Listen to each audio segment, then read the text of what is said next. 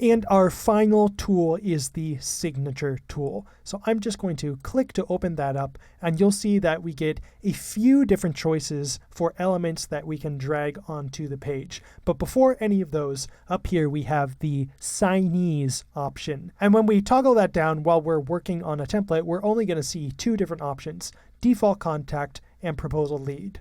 And default contact is going to be the person that you are sending the proposal to, and proposal lead is going to be the person who creates the proposal. So when we drag these onto the page to create signature blocks, next time we create a proposal with this template, it will automatically fill the person we're sending it to as the signee for default contact, and the person who's creating it as the signee for proposal lead. So we can actually just place those there, and we are done and ready to receive e-signatures from those people.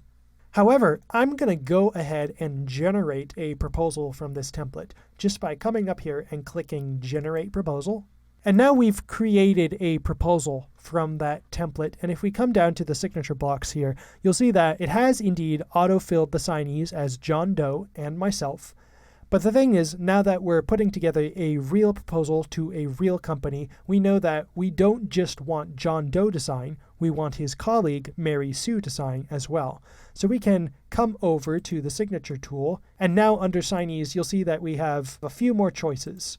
So I'll choose Mary Jane, and then I'll click and drag her signature box onto the page. So that's how you can get signatures for multiple people in a single company. And if I make a mistake and I would like to actually change John Doe's signature to another one for Mary, I can just click on it and change the Need Signing By field to Mary Jane. Our other options in the signature tool are initials, if you want someone to just have to initial a page, and an input form. And these are a little different in that you can use these to capture more than just signatures. You can use these to capture any sort of data except credit card information. So we've placed this input form here on the page, and then we're going to come over here to the properties panel, and we do want the default contact to be signing it because we want our client to give us some information here. And then we're just going to type in a question. And you'll see that that question will show up in the field to prompt your client.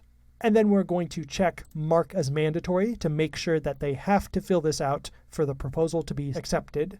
And then if we would like under multiple line text, we could also check that. And that would give us the ability to create an import form where they could type in as much text as they wanted. And then when you create a proposal from this template and send it off to your client, and they log in to look at the proposal and decide to sign it, Proposify will automatically walk them through all of the different signature tool blocks that you've placed down to make sure that everything gets squared away. So it will take them to every signature block, every initial block, and make sure that they fill out all of the input forms that you've marked as mandatory.